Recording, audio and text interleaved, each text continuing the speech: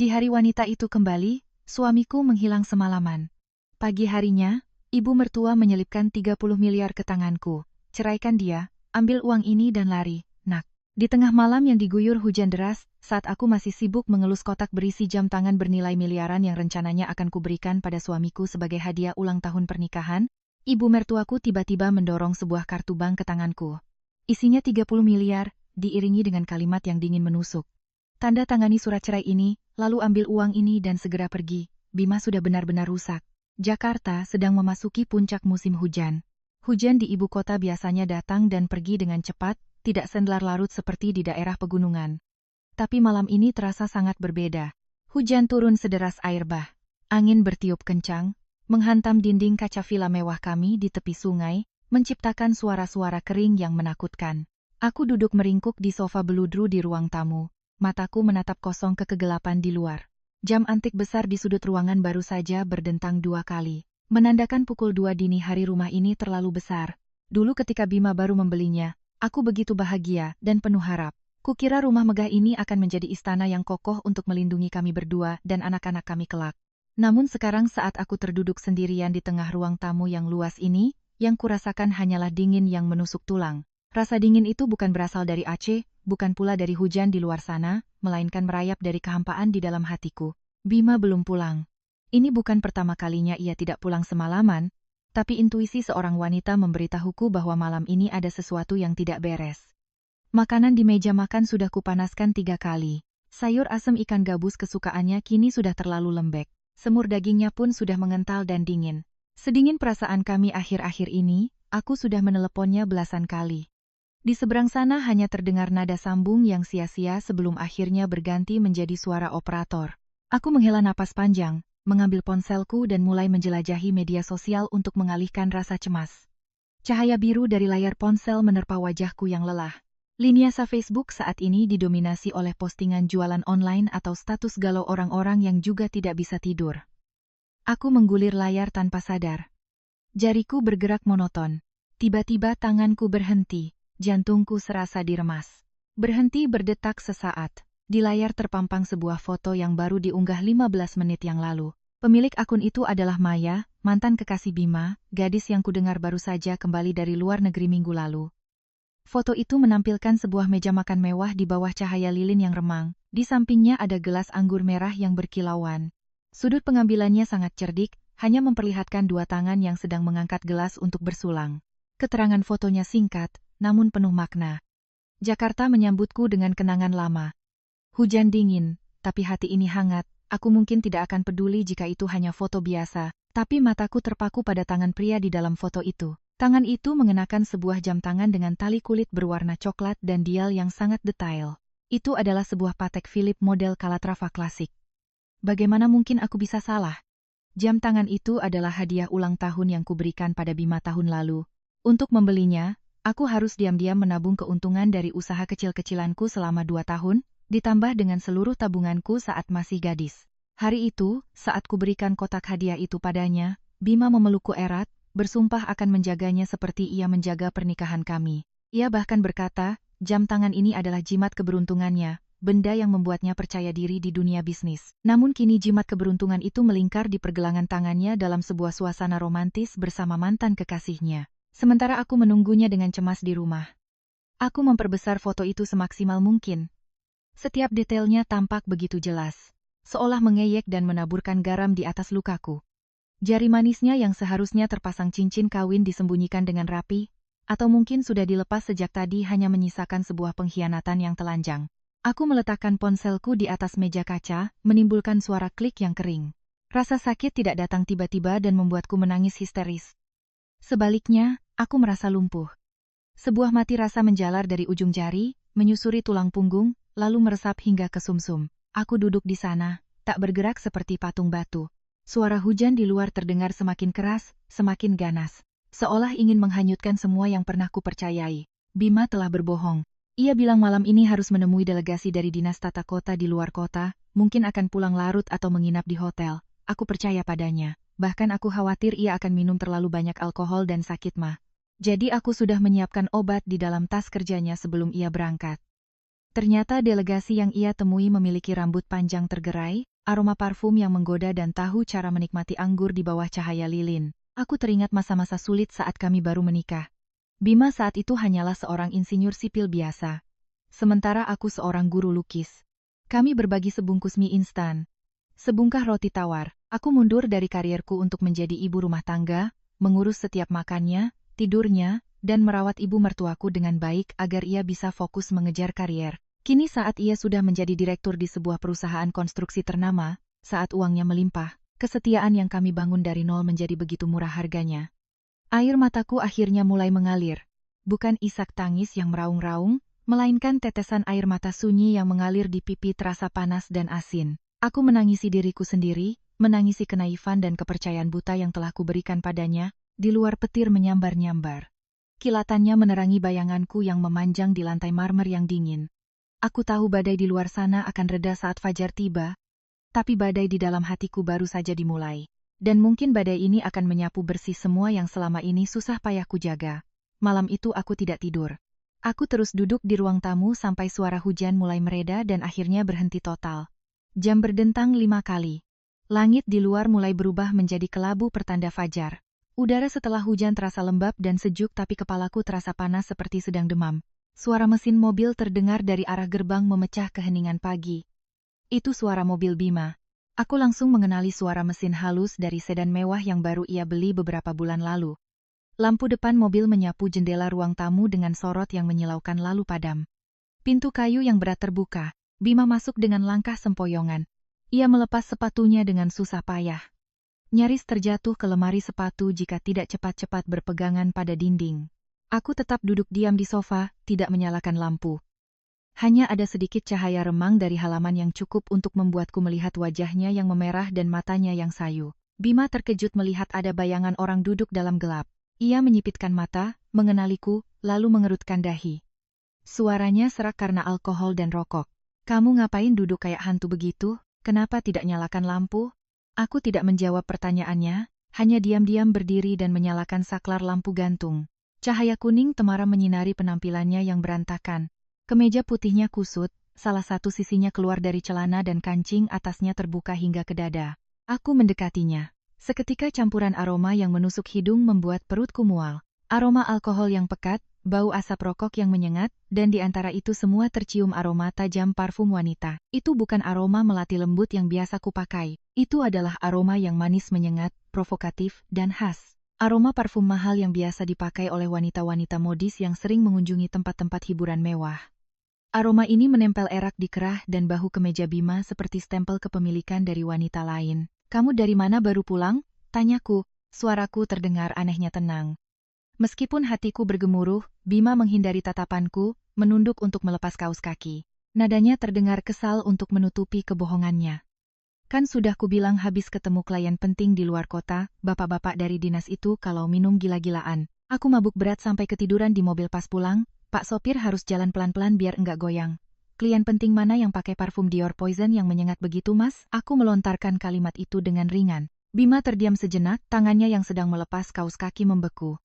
Tapi dengan cepat, kelihayan seorang penipu ulung di dunia bisnis membantunya kembali tenang. Ia berdiri tegak, menatapku dengan sorot mata menantang bercampur sedikit hinaan. "Kamu ini mulai lagi berimajinasi yang tidak tit ketemu klien di restoran di tempat karaoke. Ya wajar kalau ketempelan bau parfum staf di sana. Laki-laki itu kerja di luar bersosialisasi. Jangan pakai sifat cemburuanmu itu untuk menginterogasiku." Selesai berkata begitu, ia menepis tanganku yang hendak memberikan segelas air jeruk nipis untuk meredakan mabuknya yang sudah kusiapkan sejak semalam. Ia langsung masuk ke kamar mandi dan membanting pintu. Suara air dari pancuran terdengar deras, seolah ia ingin membersihkan semua jejak semalam, membersihkan semua kebohongan yang melekat di tubuhnya. Aku berdiri mematung di tempat, menatap pintu kamar mandi yang tertutup rapat. Kebohongannya begitu mulus. Jika tidak ada foto itu, mungkin aku akan percaya lagi dan menyalahkan diriku sendiri karena terlalu curiga. Ia bilang pergi keluar kota, tapi Pak Ujang, sopir kami bilang padaku, ia sedang cuti pulang kampung menjenguk ayahnya, jadi kukira semalam Bima menyetir sendiri. Ia bilang ketiduran di mobil, tapi aroma parfum itu menjadi saksi bisu bahwa ia telah memeluk wanita lain sepanjang malam. Sekitar 15 menit kemudian, Bima keluar dengan handuk melilit di pinggang. Rambutnya basah kuyup. Ia tidak melirikku sama sekali, langsung berjalan menuju kamar tidur tamu di lantai 1. Aku capek sekali mau tidur sebentar. Siang nanti ada rapat di kantor, jangan ganggu aku dan jangan bangunkan ibu. Ia mengucapkan kalimat itu dengan dingin, lalu masuk ke kamar tamu dan mengunci pintu dari dalam. Ia memilih tidur di kamar tamu bukan karena takut menggangguku, tapi karena ia tidak mau berhadapan denganku, atau mungkin ia ingin menyimpan mimpi indahnya tentang sang mantan kekasih dalam tidurnya yang terlambat ini.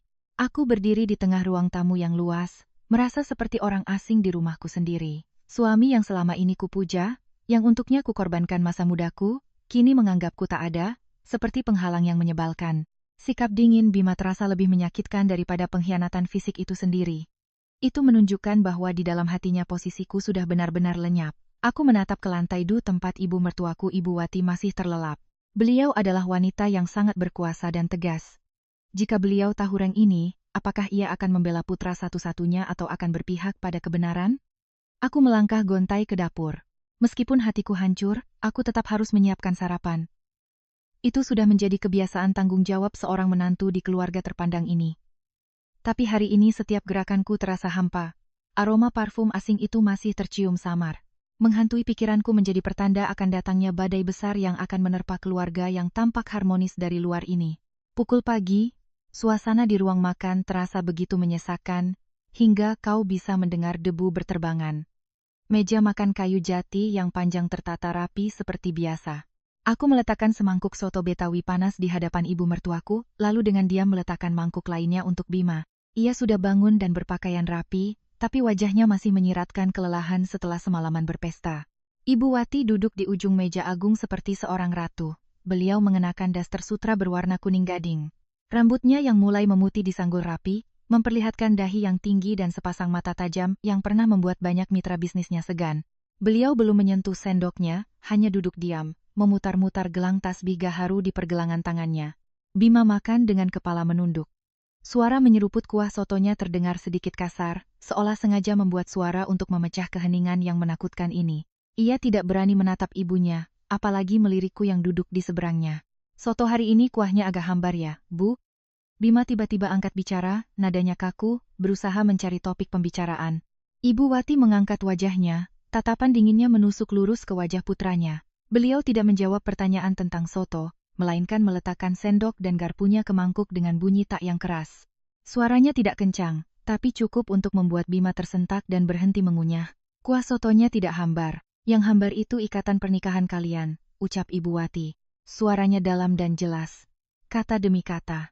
Bima tersedak potongan daging di tenggorokannya, terbatuk-batuk hebat. Aku segera menuangkan segelas air dan menyodorkannya, tapi ia menepisnya, wajahnya memerah menatap ibunya.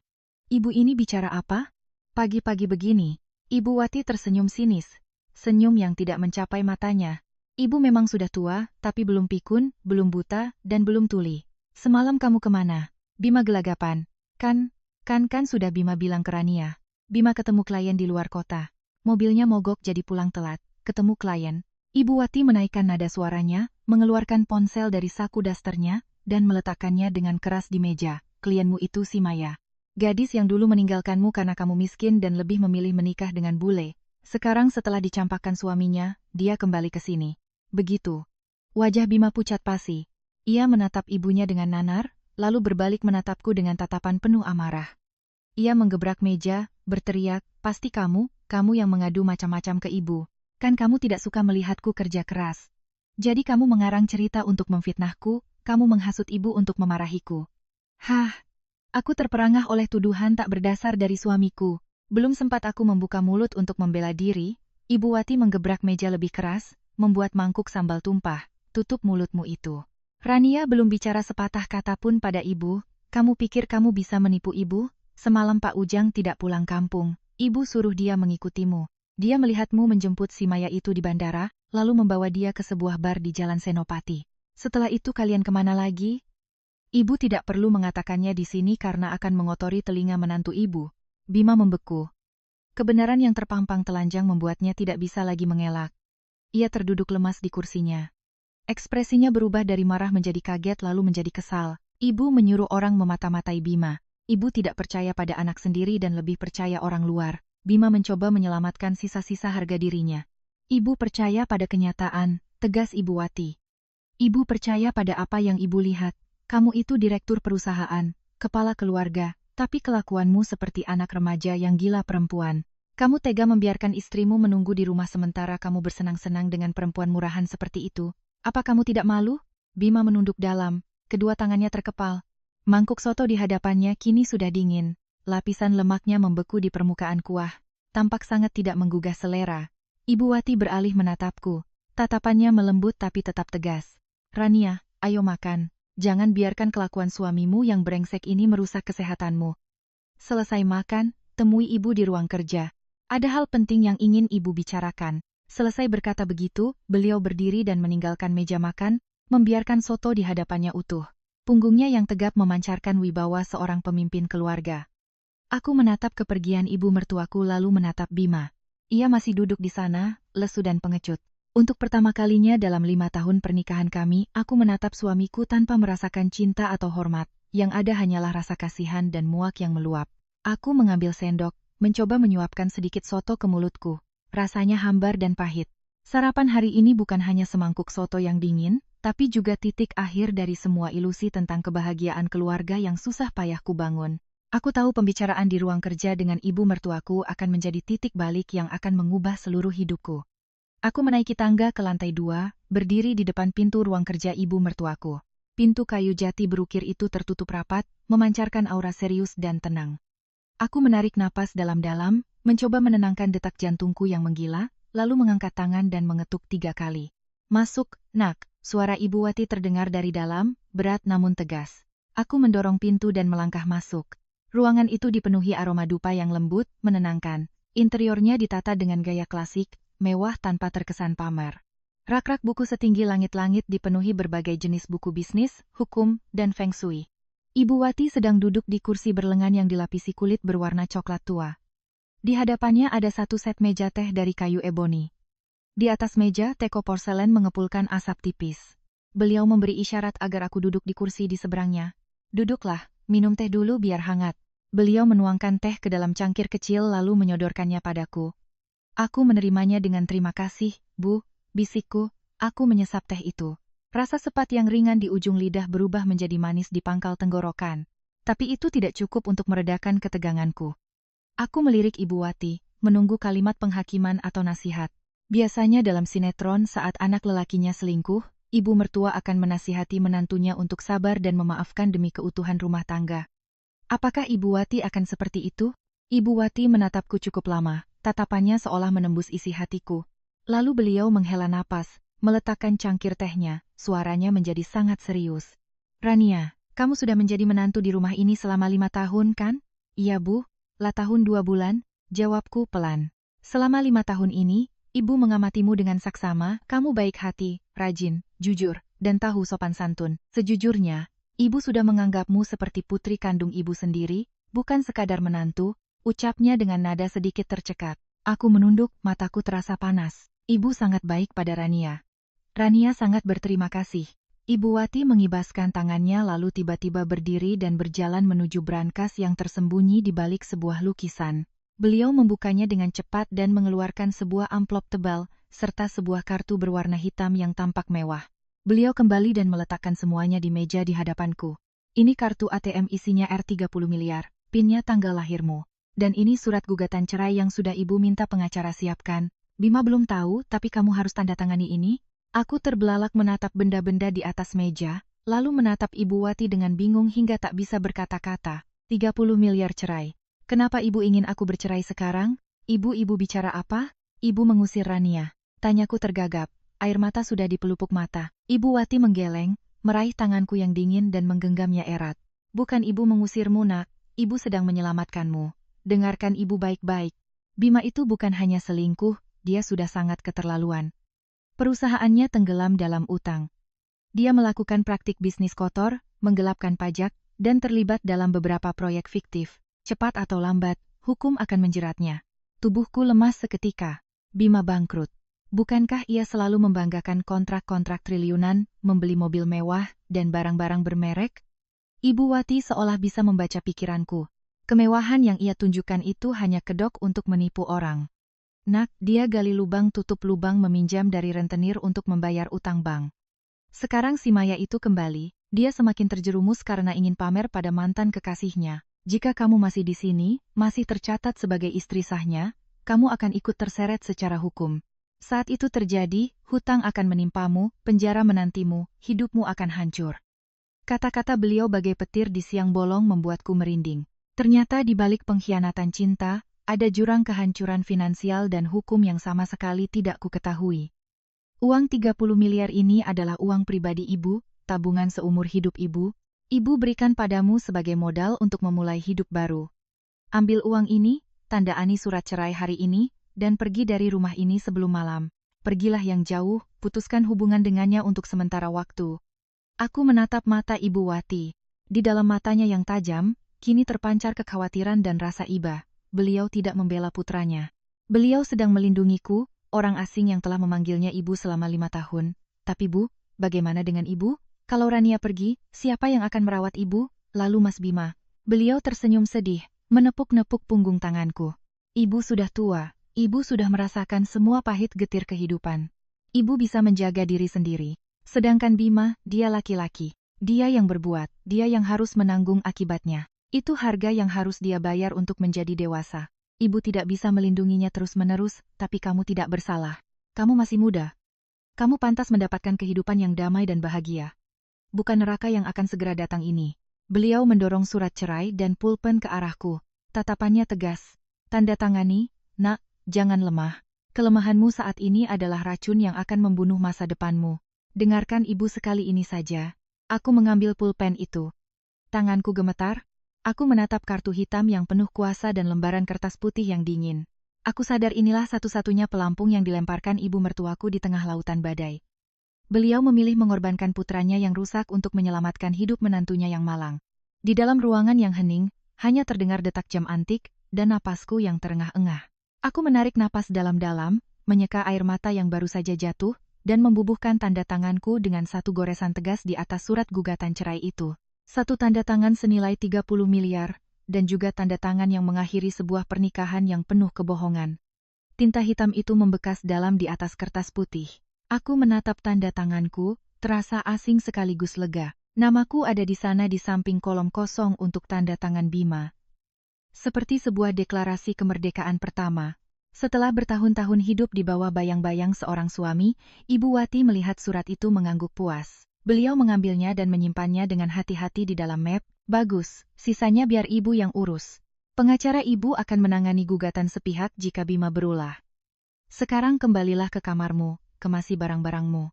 Ingat bahwa hanya yang benar-benar milikmu, yang paling penting, jangan menyesali barang-barang mewah yang tak berguna itu. Aku berdiri menunduk hormat sekali lagi pada beliau, lalu berbalik dan keluar dari ruang kerja. Pintu tertutup di belakangku, memisahkanku dari wanita yang sangat kuhormati itu. Di dalam hatiku, rasa terima kasih yang tak terhingga bercampur dengan kepedihan. Beliau begitu kejam pada darah dagingnya sendiri demi berlaku adil padaku. Aku kembali ke kamar tidur. Ruangan yang pernah menjadi surga kami kini terasa hampa dan dingin. Aku menarik koper kain tua dari atas lemari. Ini koper yang kubawa dari rumah orang tuaku saat aku menikah dulu. Sudutnya sudah usang, tidak semewah koleksi koper bermerek yang baru dibeli Bima. Tapi koper ini kuat dan menyimpan masa laluku. Aku mulai memasukkan pakaian ke dalam koper. Aku hanya memilih pakaian yang kubeli sendiri dengan uang hasil mengajar melukis, beberapa kaos sederhana, dan beberapa set piatun yang nyaman. Aku membuka lemari pajangan tas. Di dalamnya berderet tas-tas Dior Chanel berkilauan di bawah lampu. Itu adalah hadiah-hadiah dari Bima pada acara-acara khusus atau lebih tepatnya saat-saat ia membutuhkanku untuk tampil cantik di hadapan mitra bisnisnya. Istri direktur harus pakai barang bermerek. Begitu katanya.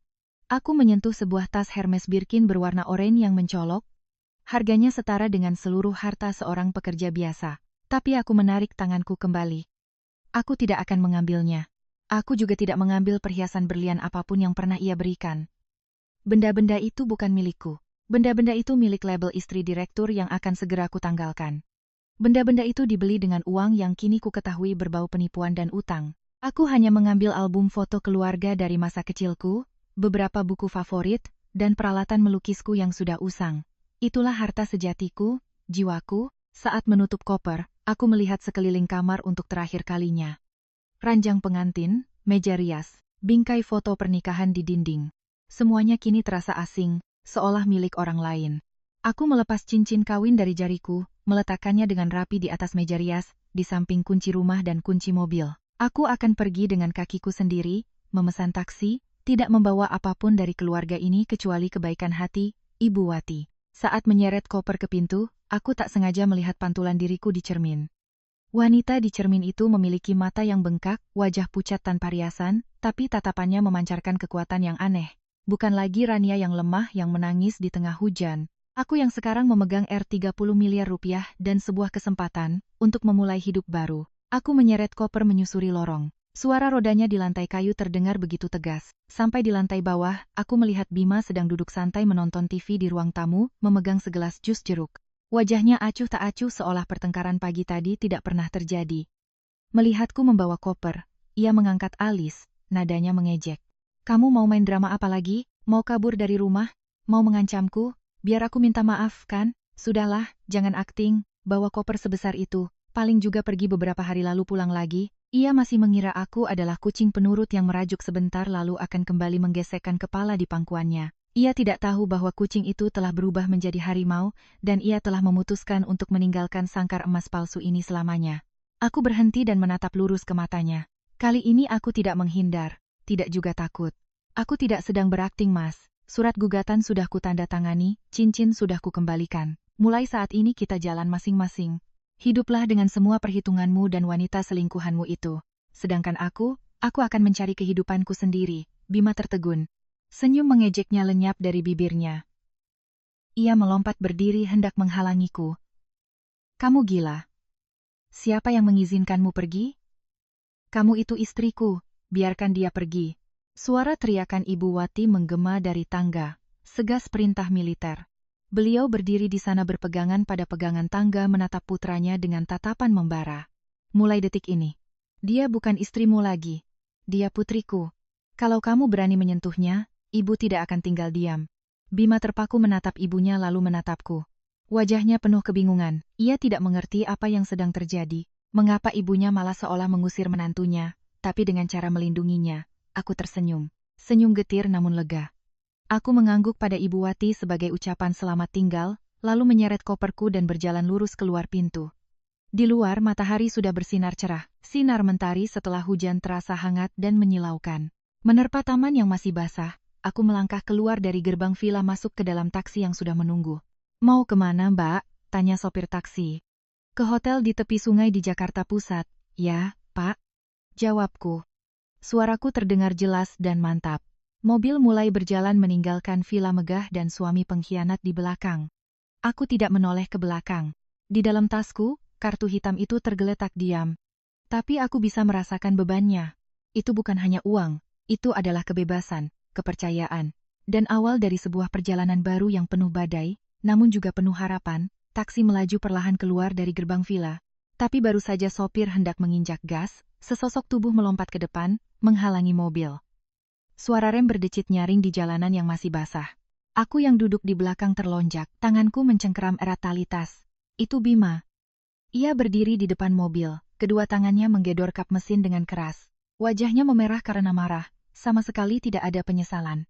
Sopir taksi menatapku kaget lewat kaca spion. Suaranya panik bertanya. Apakah perlu memanggil satpam kompleks? Aku menggeleng, memberi isyarat agar Bapak tetap tenang. Aku tahu sifat Bima, gengsinya tinggi. Ia tidak akan berbuat nekat di siang bolong, apalagi saat tetangga mulai melongok penasaran. Bima berjalan ke samping mobil, menarik gagang pintu belakang dengan kasar. Tapi aku sudah menguncinya dari dalam. Ia menempelkan wajahnya ke kaca, mengetuk-ngetuk jendela berulang kali. Mulutnya meneriakkan sesuatu yang tidak jelas terdengar karena kaca kedap suara. Tapi dari gerak bibirnya aku tahu itu adalah kata-kata ancaman. Aku menarik napas dalam, menurunkan kaca jendela sedikit, cukup agar suaraku terdengar keluar, tapi juga cukup aman agar ia tidak bisa memasukkan tangannya dan menarikku. Sudah hentikan dramamu. Mau menakut-nakuti siapa dengan koper itu? Sudah ku bilang semalam aku hanya menjemput teman lama. Kamu membesar-besarkan masalah ini untuk apa? Geram Bima. Napasnya masih berbau alkohol semalam, sampai tahap ini pun ia masih mengira aku sedang mencari perhatian. Di matanya, aku selamanya hanyalah istri bodoh yang mudah dibohongi. Aku menatap lurus ke matanya. Tatapanku begitu tenang hingga aku sendiri terkejut. Tidak ada lagi rasa sakit, tidak ada lagi siksaan batin, aku tidak sedang berakting. Surat gugatan sudah ditandatangani. Ibu yang menyimpannya dan ibu juga yang mengizinkanku pergi. Bima terdiam saat mendengar nama ibunya disebut. Ia melirik ke balkon lantai 2.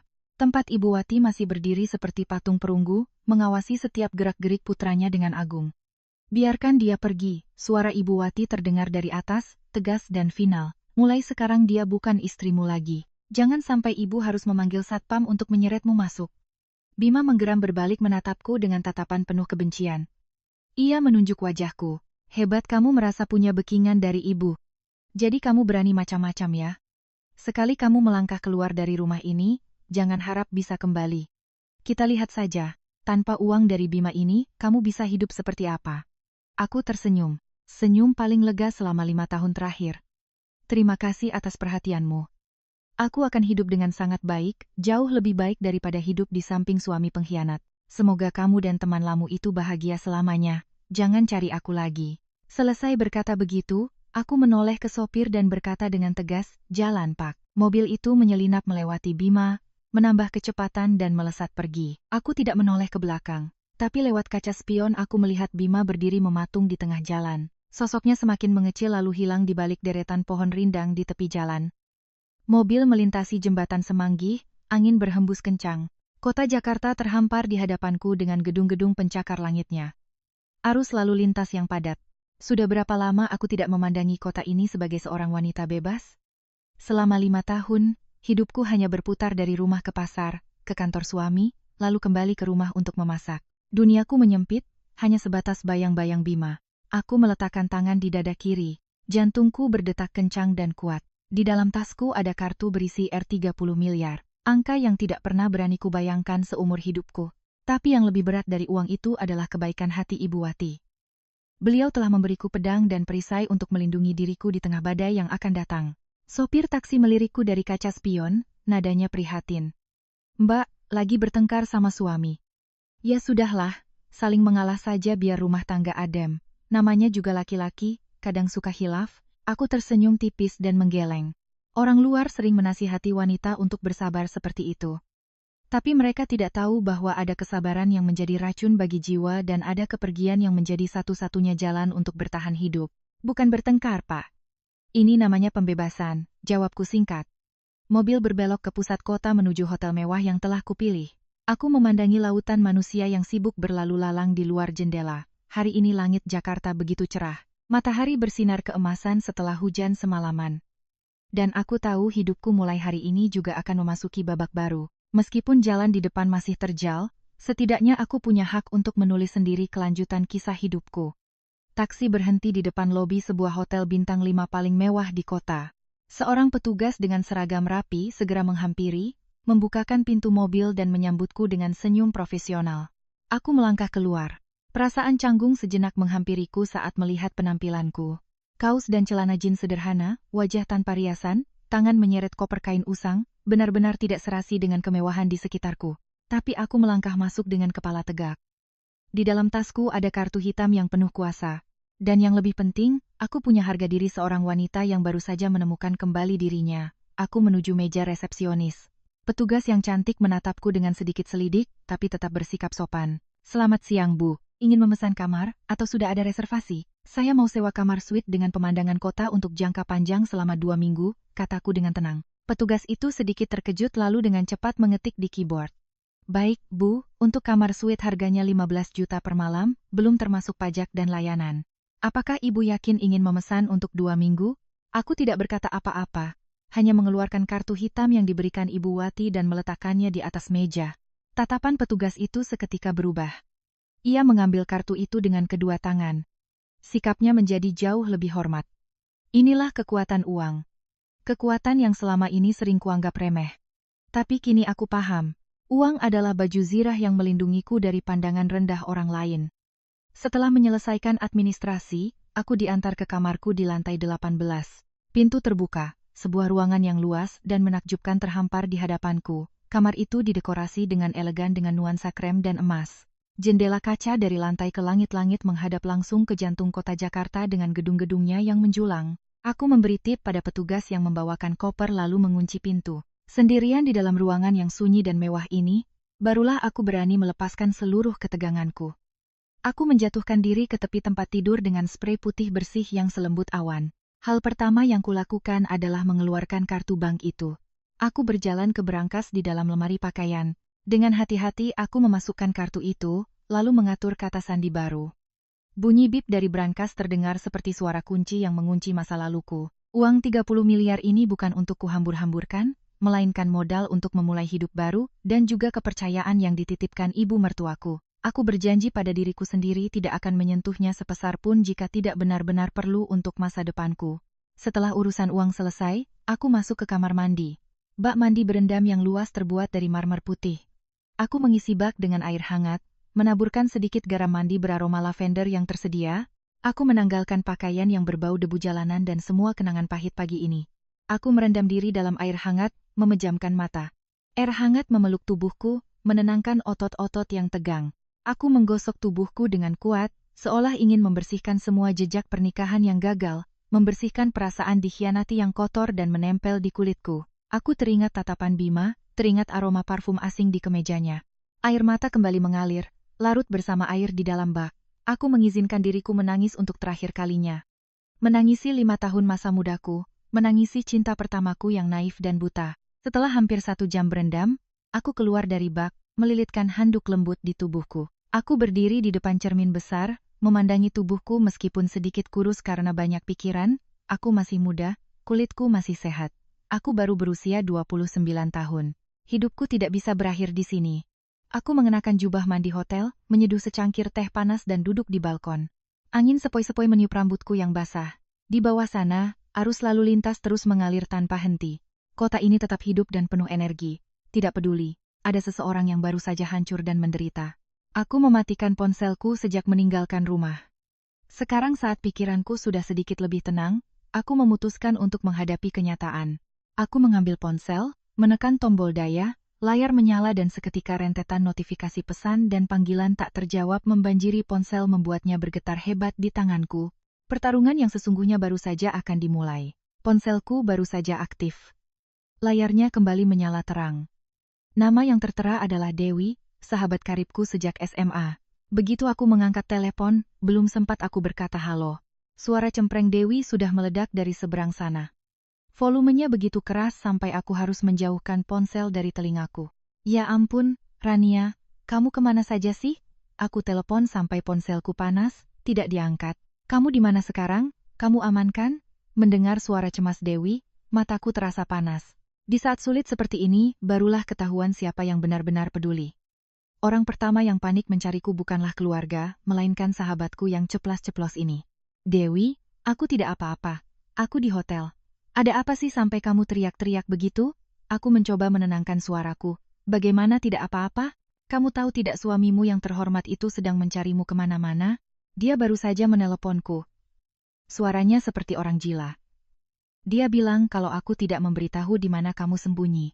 Dia akan lapor polisi kalau aku menyembunyikan orang hilang. Dia bahkan mengancam akan datang ke kantorku dan membuat keributan. Aku mengerutkan dahi. Bima lapor polisi. Bima mencariku. Ini aneh. Pagi tadi ia seolah mengusirku. Ia senang bisa bersama selingkuhannya. Kenapa sekarang ia panik mencariku seolah aku ini harta karun? Terlebih lagi Bima adalah orang yang sangat menjaga citra. Ia selalu ingin mempertahankan citra keluarga bahagia dan pengusaha sukses. Kabar istri kabur dari rumah adalah aib. Seharusnya ia menyembunyikannya rapat-rapat. Tapi ia malah membuat keributan mengancam teman-temanku. Ini berarti ia sedang takut akan sesuatu yang sangat besar. Dia mencariku untuk apa? Aku sudah meninggalkan surat cerai. Dia sudah bebas bersama si Maya itu. Seharusnya dia merayakannya, tanyaku heran. Itu dia yang aneh. Suaranya bukan seperti orang yang mencari istri karena cemburu atau menyesal. Ran, terdengar sangat panik dan putus asa. Dia terus bertanya berulang kali, apakah kamu membawa sesuatu miliknya? Apakah kamu membawa dokumen penting? Memangnya kamu bawa apa, Ran? Pertanyaan Dewi membuatku teringat pada kartu berisi 30 miliar di brankas. Jadi, Bima mencariku bukan karena cinta. Ia mencari uang atau mungkin ia berpikir aku memegang rahasia perusahaannya. Aku tidak membawa apa-apa miliknya. Aku pergi hanya membawa. Aku ragu, Teringat pesan Ibu Wati untuk merahasiakan uang itu. Meskipun aku percaya pada Dewi, ini menyangkut keselamatan Ibu Wati dan diriku. Aku tidak bisa menyeret Dewi ke dalam masalah ini. Hanya membawa beberapa potong baju lamaku. Aneh sekali. Sudahlah. Kamu diam saja di sana. Jangan keluar. Orang itu sedang gila. Tadi sudah kumaki-maki dia sebelum kutup telepon. Kalau butuh apa-apa, bilang saja. Nanti kuantarkan makanan. Jangan sampai lemah dan kembali padanya. Ya, iya, aku tahu. Terima kasih, Wi. Aku tidak akan kembali. Kali ini benar-benar sudah berakhir. Syukurlah bisa lepas dari beban hidup seperti dia itu berkah 3 turunan. Tahu istirahat saja. Kalau ada apa-apa lagi aku kabari. Dewi menutup telepon. Aku duduk termenung. Bima mencariku dengan panik. Kepanikannya membuktikan bahwa kondisi keuangan atau hukumnya sedang berada di ambang bahaya. Ibu Wati benar. Kapal Bima sedang tenggelam dan ia sedang berusaha meraih pelampung apapun termasuk menarikku kembali untuk dijadikan tameng atau untuk memeras uang. Dering telepon kembali memecah lamunanku. Kali ini sebuah pesan masuk dari nomor tak dikenal. Aku membukanya. Isinya singkat, tapi membuat tulang punggungku merinding. Pesan itu dari nomor yang tidak kusimpan, tapi dari cara bicaranya aku tahu siapa pengirimnya. Selamat siang, Ibu Rania. Saya pengacara Budi, kuasa hukum dari Ibu Wati. Sesuai arahan dari beliau, ada beberapa pesan penting yang harus saya sampaikan. Mohon rahasiakan sepenuhnya tentang kartu bank dan kata sandinya. Jangan beritahu siapapun, bahkan orang terdekat. Saat ini, Tuan Bima sedang dalam masalah finansial yang sangat besar. Kasusnya serius dan menyangkut nyawa. Para rentenir sudah mulai bergerak, mohon tetap di tempat dan matikan fitur lokasi di ponsel Anda. Semua proses perceraian sedang saya percepat. Aku membaca pesan itu berulang kali, tanganku gemetar, menyangkut nyawa. Frasa itu terasa lebih berat dan menakutkan dari ancaman manapun. Itu artinya Bima tidak hanya berhutang pada bank, tapi juga terlibat dengan lintah darat dengan orang-orang yang tidak segan menggunakan kekerasan untuk menagih utang. Aku merinding teringat Bima yang sering membanggakan koneksi-koneksinya, pesta-pesta hingga larut malam. Mungkin untuk mempertahankan gaya hidup mewahnya itu, ia meminjam uang dari mana-mana tanpa memikirkan konsekuensinya. Dan sekarang saat bom waktu itu akan meledak, Ibu Wati dengan cepat mendorongku keluar dari zona bahaya. Aku membalas pesan singkat. Saya mengerti. Terima kasih, Pak Pengacara dan Ibu. Setelah itu, aku mengikuti instruksinya, mematikan fitur lokasi di ponsel. Aku menutup tirai jendela.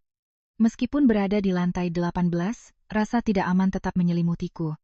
Kamar hotel yang mewah ini mendadak berubah menjadi benteng yang sepi. Tempat aku harus bertahan untuk melindungi diriku sendiri. Aku duduk meringkuk di sofa. Pikiranku dipenuhi berbagai pertanyaan. Berapa banyak utang Bima? Kenapa Ibu Wati tahu tapi tidak menolong putranya? Atau beliau sudah sering menolongnya tapi tidak berhasil? Ternyata kehidupan mewah yang pernah kujalani hanyalah istana pasir. Dan pria yang pernah kusebut suami ternyata adalah seorang penjudi nekat yang sedang menyeret seluruh keluarganya ke jurang. Rasa takut bercampur dengan kekecewaan yang mendalam. Aku takut akan nasib Bima. Bagaimanapun kami pernah bersama. Aku takut akan nasib Ibu Wati. Apakah beliau akan diganggu oleh para penagih hutang itu? Tapi di atas segalanya, aku takut pada diriku sendiri. Jika Bima menemukanku, jika ia tahu aku menyimpan 30 miliar, apa yang akan ia lakukan? Apakah ia akan menggunakan kekerasan untuk merebut uang itu demi menyelamatkan nyawanya? Jawabannya melayang di kepalaku, kejam dan jelas.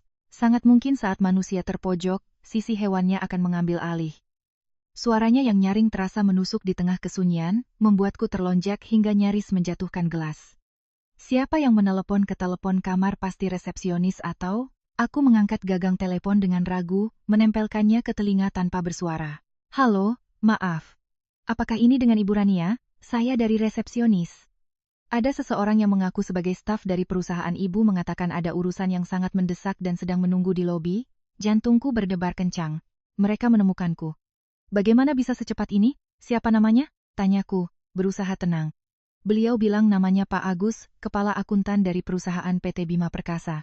Katanya beliau bisa bicara lewat telepon saja jika Ibu tidak berkenan turun. Pak Agus, akuntan senior yang baik hati yang dulu sering diam-diam memperlihatkan laporan keuangan padaku saat Bima tidak ada. Kenapa beliau datang ke sini? Aku ragu sejenak. Pak Agus adalah orang baik, sudah bekerja untuk ayah mertuaku sejak lama, sangat loyal dan jujur. Jika yang datang Bima atau Maya, aku akan langsung menyuruh satpam mengusirnya. Tapi ini, Pak Agus, pasti ada sesuatu yang sangat penting. Baik, tolong sambungkan teleponnya. Aku menarik napas dalam, menunggu panggilan disambungkan. Ini bisa menjadi petunjuk untuk memahami situasi kelam yang menjeratku. Di seberang sana terdengar suara napas yang terengah-engah. Sepertinya Pak Agus sangat panik atau baru saja berlari. Halo, Bu Rania. Ini benar Bu Rania. Suara pria tua itu bergetar karena cemas. Iya, Pak. Ini saya. Ada apa? Bapak mencari saya? Jawabku. Hatiku ikut cemas. Ibu, tolong selamatkan perusahaan. Bu, selamatkan Pak Bima. Sekarang hanya ibu yang bisa menolong, ucap Pak Agus seperti mau menangis. Aku bingung, apa yang bisa kulakukan untuk menyelamatkan perusahaan konstruksi yang diambang kehancuran? Aku hanya seorang ibu rumah tangga. Bapak tenang dulu. Coba ceritakan ada apa. Saya bisa apa? Saya sudah proses cerai. Saya tidak ada hubungannya lagi dengan perusahaan. Bukan begitu, Bu. Pak Bima bilang, ibu mertua ibu memberikan uang tunai miliar pada ibu untuk dana darurat perusahaan. Katanya Ibu Wati sudah tua, jadi sedikit pikun, takut menyimpan uang di rumah, jadi dititipkan pada ibu. Sekarang bank mau menyita aset. Para pekerja demo karena belum digaji 3 bulan. Para rentenir sudah mengepung kantor. Pak Bima sudah seperti orang gila karena tidak bisa menghubungi ibu untuk mengambil uang itu. Mendengar itu, aku terkejut menyadari kenyataan yang mengerikan. Bima telah berhalusinasi atau sengaja memutarbalikkan fakta untuk menipu dirinya sendiri dan para karyawannya. Ia mengira uang yang diberikan ibunya padaku adalah untuknya untuk menyelamatkan perusahaannya yang hancur. Ia tidak pernah berpikir atau tidak berani percaya bahwa ibunya memberikan uang itu agar aku bisa pergi meninggalkannya. Kesalahpahaman fatal ini menjelaskan kenapa Bima mencariku dengan begitu gila-gilaan. Di matanya, aku sedang memegang satu-satunya tabung oksigen yang bisa membuatnya bernapas. Dan kepergianku berarti aku memutus jalur hidupnya. Pak Agus, dengarkan saya. Aku mencoba bicara perlahan dan jelas. Pak Bima berbohong pada Bapak atau dia sedang berkhayal. Uang yang diberikan Ibu Wati pada saya adalah milik pribadi beliau. Hadiah untuk saya sebagai kompensasi atas tahun-tahun saya menjadi menantunya. Sama sekali bukan uang perusahaan atau uang untuk menyelamatkan perusahaan. Bapak mengerti? Di seberang sana hening sejenak. Lalu suara Pak Agus terdengar putus asa. B. Benarkah begitu, Bu? Jadi Ibu Wati tidak berniat menyelamatkan perusahaan? Kalau begitu habislah kita. Bu, laporan keuangan selama ini disuruh Pak Bima saya sulap dari rugi menjadi untung. Semua utang luar disembunyikan. Kalau sampai terbongkar, kita semua bisa masuk penjara. Saya sudah menasihatinya berkali-kali, tapi tidak didengar. Dia terus saja membuat proyek fiktif untuk mengambil uang muka pembeli rumah, demi membayar bunga bank. Pengakuan Pak Agus sebagai palu godam yang memaku peti mati perusahaan Bima Perkasa. Penipuan, penggelapan pajak, pemalsuan dokumen, semua kejahatan yang bisa dilakukan sebuah perusahaan. Pak Agus, Bapak orang baik. Bapak juga sudah berumur, saya sarankan Bapak segera cari cara untuk mundur. Laporkan semua yang Bapak tahu pada pihak berwajib dengan jujur agar mendapat keringanan hukuman. Jangan dengarkan Pak Bima dan ikut terjerumus lebih dalam. Kapal itu sudah tenggelam, Pak. Jangan coba-coba menimbanya lagi. Pak Agus menangis sesenggukan di telepon. Tangisan seorang pria tua yang terdengar begitu menyedihkan. Bu Rania, saya harus bagaimana? Seumur hidup saya mengabdi pada perusahaan ini sejak zaman almarhum Bapak. Melihatnya hancur begini, hati saya sakit. Tapi Ibu, benar, saya harus menyelamatkan diri saya sendiri. Terima kasih, Bu. Terima kasih sudah memberitahu saya yang sebenarnya. Aku menutup telepon, tanganku masih gemetar. Permintaan tolong Pak Agus telah membantuku menyusun gambaran utuh dari semua kekacauan ini. Bima berada di ujung tanduk, dan saat ia tahu bahwa aku bukan pemegang uangnya, melainkan pemilik sah uang itu yang melawannya, pencariannya akan berubah dari harapan menjadi kebencian. Aku melihat keluar jendela. Langit sudah gelap. Lampu-lampu kota mulai berpendar, tapi hatiku segelap malam. Aku tahu badai ini tidak akan berhenti di depan pintu villa. Ia sedang mengejarku dan aku harus bersiap menghadapi pusat badai yang akan datang. Panggilan ini juga menjadi peringatan terakhir. Aku tidak bisa tinggal di sini lebih lama lagi. Bima sudah tahu aku di hotel ini. Meskipun belum bisa naik ke kamarku, ia tidak akan menyerah. Aku harus merencanakan langkahku selanjutnya. Setelah telepon dari Pak Agus kepala akuntan, aku duduk termenung di sofa. Di luar malam telah tiba, menyelimuti kota dengan kegelapan. Cahaya lampu dari gedung-gedung tinggi masuk ke kamarku, menciptakan bayangan di wajahku. Kata-kata Pak Agus terus terngiang di kepalaku seperti kaset rusak. Bima mengira 30 miliar itu adalah dana talangan perusahaan pelampung yang dititipkan ibunya padaku untuk saat-saat terakhir. Ia mengira aku kabur membawa uangnya. Tapi aku tahu Ibu Wati bukan orang yang pikun atau bertindak gegabah. Beliau adalah seorang pebisnis wanita tangguh yang telah berjuang puluhan tahun di dunia bisnis. Beliau tahu betul bahwa melemparkan 30 miliar ke dalam lubang tanpa dasar milik Bima saat ini sama saja dengan membuang garam ke laut. Aku merangkai kembali semua kejadian tatapan tegas ibu di ruang kerja, surat cerai yang sudah disiapkan hingga desakannya agar aku segera pergi. Sesuatu menyadarkanku membuatku merinding. Aku mengerti semuanya. Ibu Wati sudah tahu bahwa perusahaan putranya akan bangkrut. Beliau tahu Bima terlibat masalah hukum serius yang tidak bisa diselesaikan dengan uang, bahkan berisiko masuk penjara. Tindakannya memberiku 30 miliar sebagai hadiah pribadi dan memaksaku menandatangani surat cerai adalah langkah cerdik untuk mengamankan aset secara legal dan melindungiku.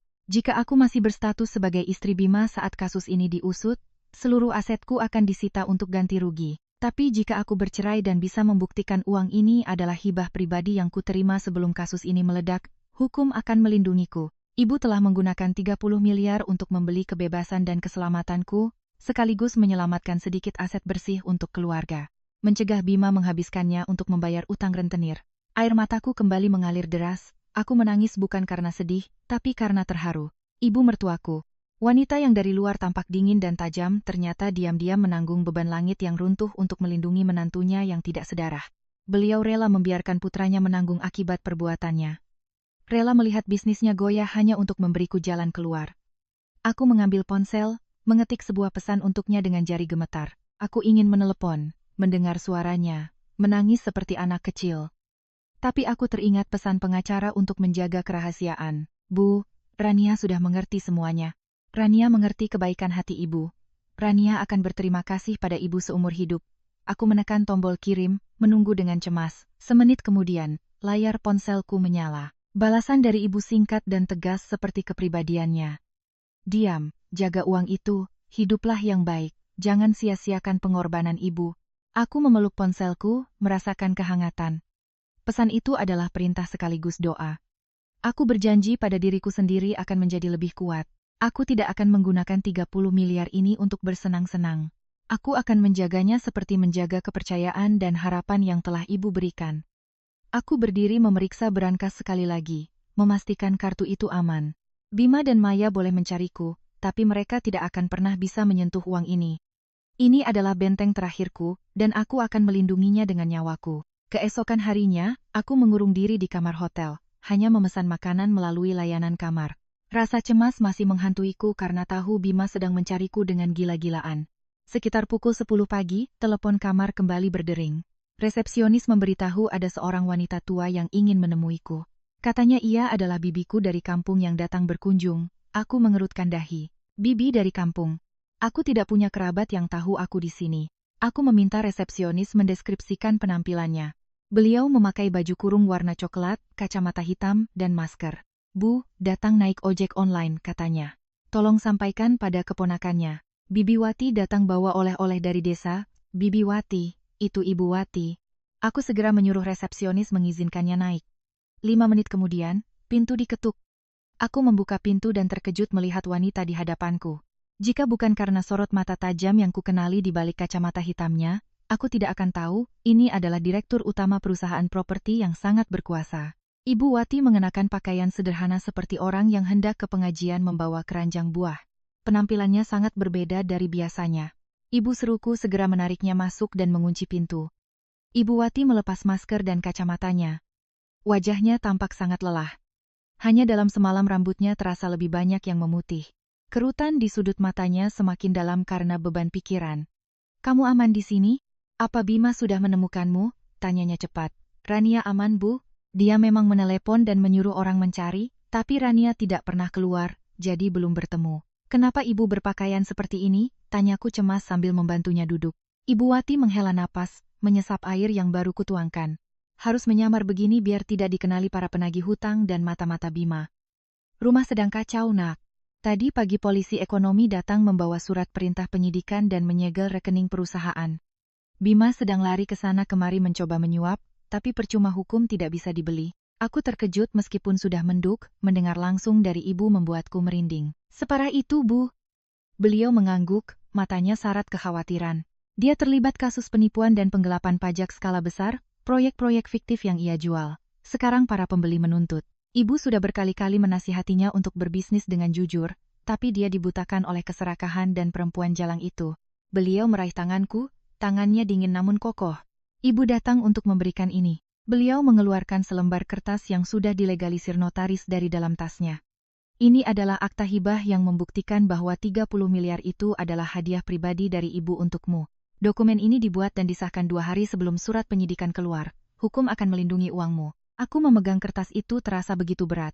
Ibu telah merencanakan semuanya dengan sangat teliti, memberiku perisai hukum yang paling kokoh. Dalam gugatan cerai, ibu juga sudah meminta pengacara mencantumkan klausul utang masing-masing. Kamu tidak akan bertanggung jawab atas utang perusahaan atau utang pribadi Bima. Hiduplah dengan tenang. Tapi, Bu, Rania memegang uang sebanyak ini, sementara ibu harus menanggung utang Mas Bima. Rania tidak enak hati. Kataku menunduk, suaraku tercekat. Wajah Ibu Wati menjadi serius, menepuk tanganku dengan keras. Jangan bodoh.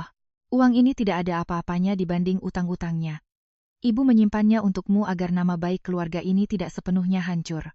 Kelak, jika kamu hidup sukses dan menjadi orang baik, itu sudah cukup untuk ibu. Biarkan Bima menanggung akibat perbuatannya. Penjara atau kebangkrutan adalah pelajaran yang harus ia terima untuk menjadi manusia. Beliau berdiri, merapikan pakaiannya, memakai kembali kacamata dan maskernya. Pertemuan singkat itu syarat dengan kasih sayang dan pengorbanan seorang ibu. Ibu, pulang dulu. Ingat, jangan pernah lemah. Jika Bima atau si Maya itu datang memohon, jangan percaya. Mereka sekarang seperti binatang buas yang terpojok dan siap menerkam siapa saja. Aku mengantar ibu ke pintu, melihat punggungnya yang kurus menghilang di ujung lorong yang panjang, hatiku terasa sesak. Aku tahu badai yang sesungguhnya telah datang dan ibu berdiri sendirian di pusat badai untuk mendorongku ke tempat yang aman dan tenang. Malam itu, Jakarta kembali diguyur hujan. Hujan rintik-rintik yang awet sejak sore membuat suasana menjadi lembab dan muram. Aku berbaring di tempat tidur, mencoba tidur tapi tidak bisa. Bayangan wajah lelah Ibu Wati tadi pagi terus menghantuiku. Sekitar pukul 11.00 semalam bel pintu berbunyi. Bukan ketukan sopan dari staf hotel, melainkan bel yang ditekan terus-menerus dan terburu-buru. Aku terlonjak kaget. Siapa yang datang selarut ini? Aku berjingkat ke pintu, mengintip dari lubang pengintip. Di luar di bawah cahaya temaram lorong, berdiri seorang wanita. Ia mengenakan gaun tali tipis yang basah kuyup menempel di tubuhnya. Rambutnya yang ditata indah kini lepek dan menutupi sebagian wajahnya, tapi aku langsung mengenalinya. Itu Maya. Selingkuhan Bima, penyebab langsung hancurnya rumah tanggaku. Namun, penampilannya jauh dari kesan glamor dan angkuh di foto tempo hari. Maya sekarang tampak menyedihkan seperti kucing basah. Riasannya luntur, maskaranya mengalir di pipi, menciptakan noda hitam. Matanya bengkak dan merah. Aku ragu, bagaimana ia bisa tahu nomor kamarku? Pasti Bima yang menggunakan uang atau koneksinya untuk mencari tahu dan mengirim wanita ini sebagai utusan. Bel kembali berbunyi, diikuti suara lirih. Mbak Rania, tolong buka pintunya. Saya tahu Mbak di dalam, saya mohon sebentar saja. Aku menarik napas dalam, menenangkan diri. Aku bukan lagi istri yang pasrah dan membiarkan diri diinjak-injak. Aku ingin lihat drama apa yang akan ia mainkan. Aku membuka kunci pengaman. Membuka pintu sedikit, cukup untuk melihat penampilannya yang menyedihkan. Tapi tetap menjaga jarak aman. Maya melihat pintu terbuka dan hendak menerobos masuk, tapi ketahan dengan cepat. Tatapanku dingin menilainya dari atas ke bawah. Ada perlu apa kau mencariku? Di antara kita sudah tidak ada yang perlu dibicarakan. Maya gemetar memeluk bahunya yang kedinginan. Suaranya para Mbak Rania. Saya tahu Mbak benci saya, tapi ini penting sekali. Menyangkut nyawa Mas Bima, tolong izinkan saya masuk. Tidak enak dilihat orang di sini. Aku tersenyum sinis. Sekarang ia takut dilihat orang. Saat ia dengan bangga memamerkan foto merebut suami orang di media sosial, kenapa ia tidak malu? Katakan saja di sini, kamarku tidak menerima tamu tak diundang. Apalagi jenis sepertimu. Jawabku dingin. Bibir Maya bergetar, air matanya mulai mengalir deras. Ia tiba-tiba berlutut di hadapanku, menangkupkan kedua tangannya memohon. Saya mohon, Mbak. Mas Bima diancam akan dibunuh oleh rentenir. Mereka sudah mengepung villa, dia tidak berani pulang. Sekarang hanya Mbak yang bisa menolongnya. Aku menatap wanita yang berlutut di kakiku. Tak ada lagi sisa keangkuhan. Yang ada hanya ketakutan dan perhitungan licik. Ia datang bukan karena cinta pada Bima, tapi karena ia tahu aku memegang kunci berkas harta karun senilai 30 miliar. Bagaimana caraku menolongnya? Aku hanya mantan istri yang terusir tanpa membawa apa-apa. Kalian kan hebat, kaya raya. Cinta kalian agung. Kenapa harus memohon pada orang gagal sepertiku, Mbak? Jangan pura-pura lagi. Maya mengangkat wajahnya, Matanya menyiratkan keserakahan bercampur putus asa. Mas Bima bilang, ibunya memberikan 30 miliar pada Mbak, itu uangnya, uang perusahaan, tolong kembalikan, biar saya bawa untuk menyelamatkannya. Apa Mbak tega melihat mantan suami Mbak dimutilasi? Aku tertawa terbahak-bahak, tawa getir yang menggema di lorong sepi. Ternyata semua tangisan ini hanya untuk uang. Aku bersedekap, bersandar di kusen pintu, menatap Maya seperti menonton seorang aktris amatir. Nona Maya, aktingmu bagus sekali. Tapi kau lupa satu hal, aku bukan penonton bodohmu. Kau bilang kau cinta padanya. Kalau begitu, kenapa tidak kau jual saja semua tas, berlian, dan mobilmu untuk menolongnya? Kudengar kau sangat kaya. Maya gelagapan. Aset saya masih di luar negeri, belum bisa dicairkan. Lagi pula utangnya terlalu besar, uang saya tidak akan cukup. Oh, begitu. Kataku pura-pura mengerti. Asetmu di luar negeri atau kau hanya takut uangmu hilang, jadi kau mau pakai uangku. Cerdik sekali. Saat senang kau yang menikmati, saat susah kau lempar tanggung jawab pada mantan istrinya. Suara Maya berubah. Tak ada lagi permohonan. Kini ia menyalahkanku dengan moralitas palsu. Mbak Rania, bagaimanapun kalian pernah suami istri bertahun-tahun. Kenapa Mbak begitu kejam? Apa Mbak bisa tenang memegang uang sebanyak itu? Kalau sampai Mas Bima kenapa-kenapa, Mbak akan menyesal seumur hidup. Nuranimu, aku menatapnya tajam, suaraku mengeras. Kau masih tahu, kata Nurani. Saat kau menghancurkan rumah tanggaku, di mana nuranimu? Saat suamiku meninggalkanku di tengah hujan demi bersenang-senang denganmu, di mana nuraninya? Sekarang kalian mau mengajariku tentang moral. Aku melangkah maju, membuatnya mundur ketakutan. Dengarkan baik-baik sekali ini saja. Uang 30 miliar ini adalah milikku yang sah, dilindungi hukum. Tidak sebesar pun milik Bima atau perusahaannya. Ini adalah harga untuk masa mudaku dan rasa sakit yang kuterima. Aku tidak akan mengeluarkan 1 rupiah pun untuk menyelamatkan seorang pengkhianat. Maya menatapku tak percaya. Mungkin ia pikir aku masih wanita lemah yang mudah dimanipulasi. Ia salah besar. Rasa sakit telah menempa diriku menjadi baja. Pulanglah. Sampaikan pada Bima. Laki-laki itu harus berani berbuat, berani bertanggung jawab. Jangan bersembunyi di balik rok wanita. Entah itu rok ibu, istri, atau selingkuhan. Pengecut sekali. Selesai berkata, aku mundur dan membanting pintu, langsung menguncinya. Di luar, Maya berteriak-teriak histeris, menggedor pintu. Perempuan jahat, kau akan kena karma. Kau merebut hartanya. Aku akan menuntutmu. Aku menelepon resepsionis. Halo, ada yang membuat keributan di depan kamar saya. Tolong kirim petugas keamanan. Jika dia tidak mau pergi, panggil saja polisi. 5 menit kemudian, teriakan Maya berhenti. Digantikan suara langkah-langkah petugas keamanan yang membawanya pergi. Lorong kembali sunyi, tapi jantungku masih berdebar. Konfrontasi ini menguras energiku, tapi juga menegaskan satu hal. Aku sudah benar-benar lepas dari masa lalu. Aku tidak lagi merasa sakit karena Bima, hanya merasa jijik pada kelicikan orang-orang serakah. Setelah malam itu, aku tahu aku tidak bisa tinggal di hotel lebih lama. Meskipun aman, gangguan seperti itu tidak baik untuk ketenanganku. Aku butuh tempat tinggal yang benar-benar menjadi milikku, sebuah rumah baru untuk memulai kembali. Pagi harinya aku menghubungi pengacara Budi.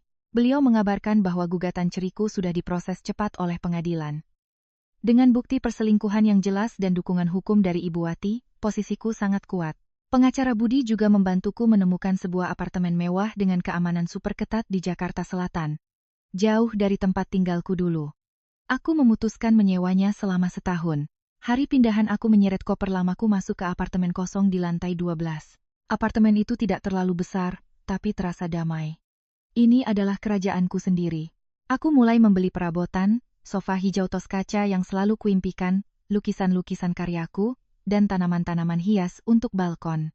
Aku membeli piring keramik sederhana dari pengrajin lokal, bukan porselen mewah yang disukai Bima untuk pamer. Setiap barang yang kubeli membawa kebahagiaan tersendiri, kebahagiaan karena bisa memilih. Malam pertama di rumah baru, aku memasak untuk diriku sendiri, nasi, sayur bayam, dan telur dadar. Makanan sederhana yang terasa lebih nikmat dari hidangan pesta manapun yang pernah kumakan. Aku makan sambil menatap gemerlap lampu kota dari jendela. Aku tahu badai di luar belum sepenuhnya reda. Bima dan Maya pasti tidak akan membiarkanku tenang. Tapi kini aku punya benteng yang kokoh.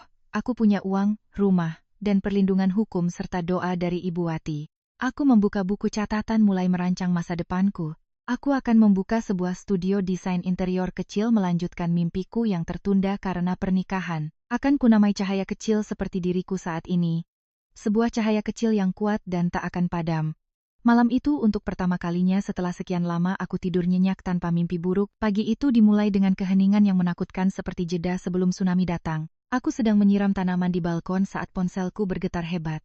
Bukan satu panggilan, tapi puluhan notifikasi dari portal berita dan media sosial. Aku membuka salah satu situs berita terkemuka. Judul berita besar terpampang di layar menyakitkan mata. Ditetapkan sebagai tersangka. Direktur PT Bima Perkasa ditangkap atas kasus penipuan dan penggelapan pajak. Di bawahnya ada foto kantor yang disegel polisi. Mobil-mobil polisi berjejer di halaman. Gerbang yang dulu megah kini ditempeli garis polisi. Kerumunan karyawan, buruh, dan para pembeli rumah yang tertipu berkumpul di depan membentangkan spanduk menuntut hak mereka. Pemandangan yang begitu kacau. Aku membaca berita itu dengan tangan gemetar. Berita itu merinci semua kejahatan Bima. Membuat proyek fiktif di atas tanah sengketa, menghimpun dana ilegal hingga ratusan miliar, memalsukan faktur untuk menghindari pajak selama bertahun-tahun. Kerugiannya mencapai angka yang tak terbayangkan. Meskipun sudah tahu, melihat semuanya terpampang di depan publik, aku tetap merasa sakit. Sakit untuk nama baik keluarga yang telah dibangun Ibu Wati puluhan tahun. Sakit untuk orang-orang kecil yang telah menaruh harapan dan seluruh tabungan mereka pada janji-janji palsu Bima. Aku segera menelepon Bi Imah, asisten rumah tangga di villa. Telepon berdering lama sebelum diangkat. Neng Rania, rumah kacau balau, Neng. Suaranya panik diiringi suara riuh di latar belakang. Bi, tenang dulu. Ibu Wati baik-baik saja kan? Tanya cemas. Ibu besar cuma duduk diam di dalam, Neng, tapi di luar ngeri sekali. Para rentenir datang, badannya tatoan semua. Mereka gedor-gedor gerbang cari Den Bima. Polisi sampai turun tangan tapi kewalahan.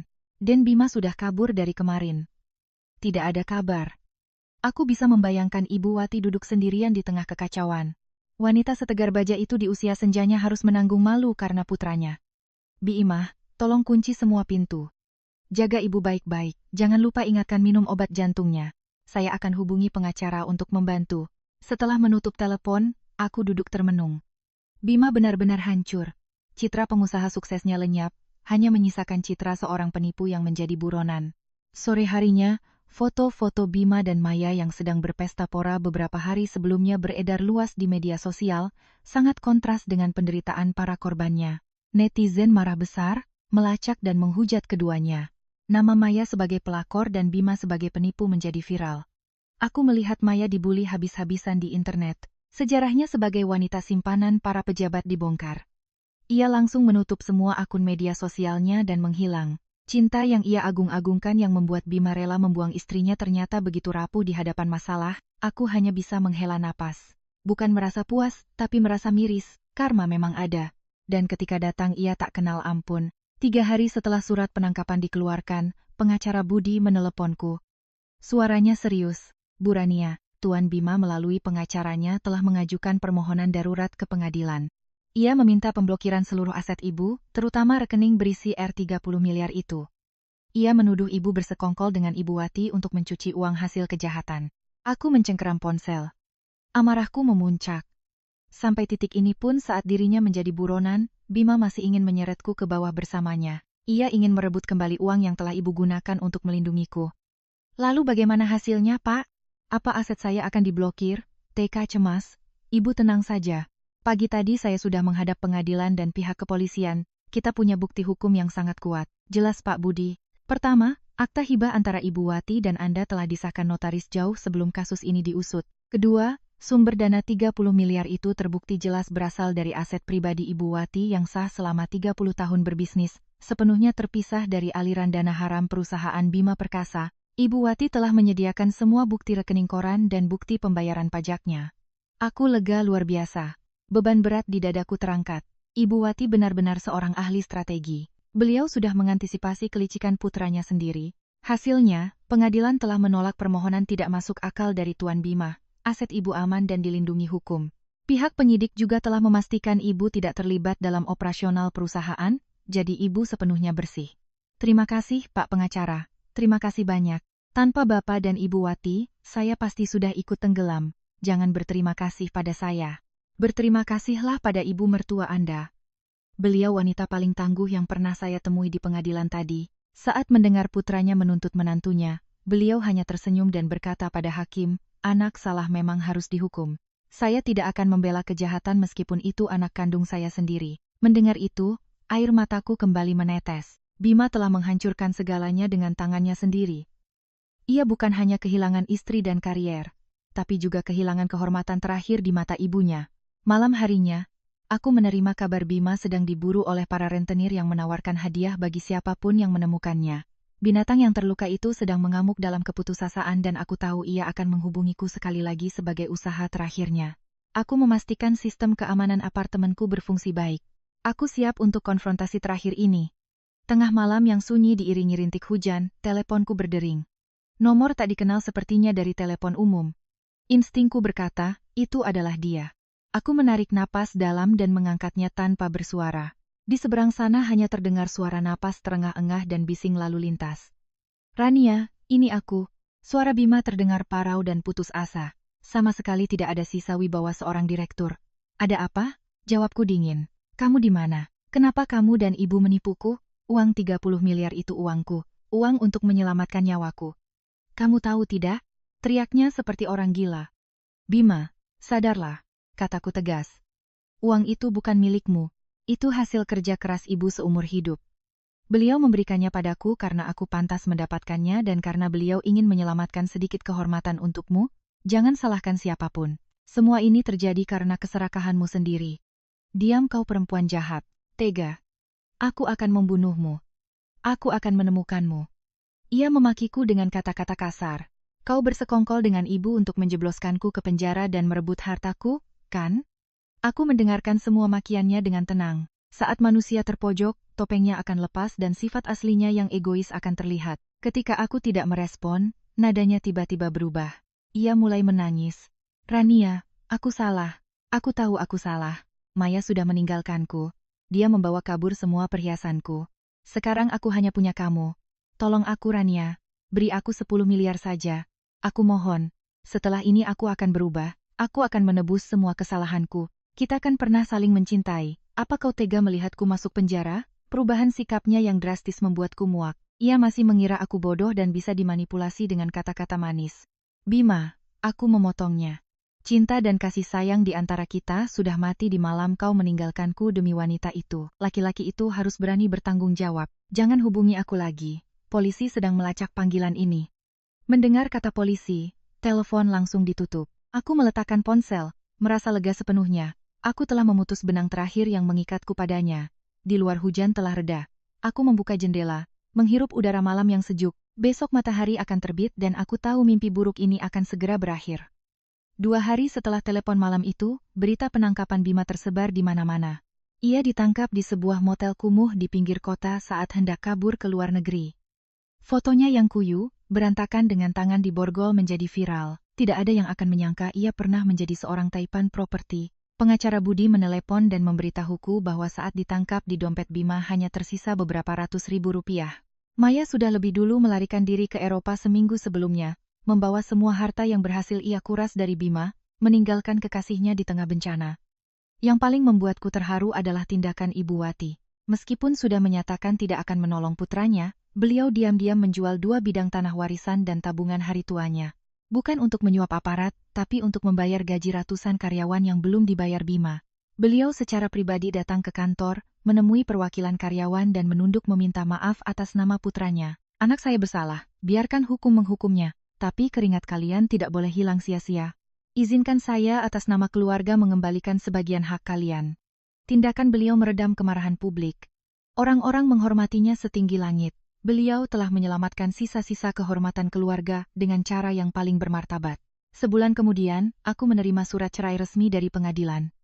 Memegang kertas itu, hatiku terasa ringan. Aku benar-benar bebas. Bukan lagi istri seorang penipu, bukan lagi menantu keluarga kaya raya yang penuh prahara. Aku kembali menjadi Rania, menjadi diriku sendiri. Aku mengunjungi Ibu Wati untuk terakhir kalinya sebelum memulai hidup baru. Beliau duduk di taman yang sepi, tampak sendiri namun damai. Pergilah, nak, hiduplah yang baik, yang bahagia. Jangan khawatirkan ibu. Ibu sudah terbiasa dengan badai. Beliau tersenyum. Senyum tulus yang jarang kulihat. Aku memeluknya erat menangis. Ibu jaga kesehatan. Rania akan sering menjenguk ibu sebagai anak angkat ibu. Beliau menepuk-nepuk punggungku. Dalam pelukan itu, aku merasakan cinta yang tak terhingga. Beliau telah mendorongku keluar dari lumpur agar aku bisa terbang tinggi. 1 tahun kemudian, musim kemarau di Jakarta, matahari sore keemasan menyinari pepohonan di sebuah jalan yang tenang. Di sebuah gang kecil yang rindang, sebuah papan nama kayu sederhana tergantung, studio desain arsitektur, interior cahaya kecil.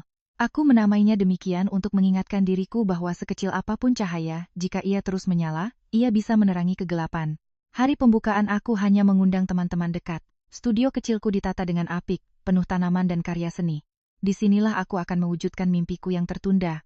Dewi datang paling awal membawa sebuket besar bunga matahari. Selamat, Bos Rania. Akhirnya kamu bisa menjadi dirimu sendiri. Kamu terlihat jauh lebih cantik dan bahagia sekarang, katanya sambil memelukku. Aku tersenyum menatap pantulan diriku di cermin. Wanita di cermin itu memiliki mata yang berbinar dan senyum yang percaya diri. Tak ada lagi jejak kesedihan. Aku menggunakan sebagian kecil dari 30 miliar itu untuk membuka studio ini. Sisanya kutabung dan kugunakan untuk mendirikan yayasan kecil membantu wanita-wanita yang senasib denganku dulu. Tiba-tiba pintu terbuka. Seorang pria tua masuk membawa sebuah pot tanaman hias. Selamat atas pembukaannya, Bu Rania. Semoga sukses selalu. Itu, Pak Agus, aku berlari menyambutnya. Ia tampak jauh lebih sehat dan tenang. Pak Agus, apa kabar? Bagaimana Bapak bisa tahu saya di sini? Pak Agus tersenyum. Saya dengar dari Pak Budi. Saya sekarang sudah pensiun menikmati hari tua. Berkat nasihat Ibu dulu, saya jujur pada polisi dan hanya mendapat hukuman percobaan, tidak sampai di penjara. Saya sangat berterima kasih pada Ibu dan Ibu Wati. Bapak hidup dengan baik saja, saya sudah senang, kataku. Oh ya. Ibu Wati titip salam selamat. Beliau bilang sedang ada acara di vihara jadi tidak bisa datang. Tapi beliau selalu mendoakan dan mengawasi ibu dari jauh. Aku menatap keluar jendela ke arah matahari yang keemasan. Aku tahu Ibu Wati tidak datang karena tidak ingin membuka luka lama, tapi kehadirannya selalu kurasakan, menopangku. Sore harinya saat semua tamu sudah pulang. Aku duduk sendirian di meja kerjaku membuka buku harian. Aku menulis kalimat terakhir untuk menutup masa lalu. Badai telah berlalu. Meninggalkan puing-puing, tapi juga menumbuhkan tunas-tunas baru. 30 miliar bukan hanya berdehem uang, itu adalah pembebasan. Kesempatan untuk lahir kembali yang diberikan kehidupan melalui tangan seorang ibu yang luar biasa. Aku akan hidup dengan layak sepadan dengan harga kebebasan ini. Aku menutup buku itu, tersenyum menyambut senja yang indah yang menerangi ruanganku. Hidupku baru saja benar-benar dimulai. Terima kasih telah meluangkan waktu menonton video ini sampai akhir. Jika Anda merasa konten ini bermanfaat, silakan berlangganan saluran ini untuk mendukung saya. Bagikan dengan teman-teman Anda dan tinggalkan komentar di bawah agar saya lebih termotivasi untuk membuat video baru.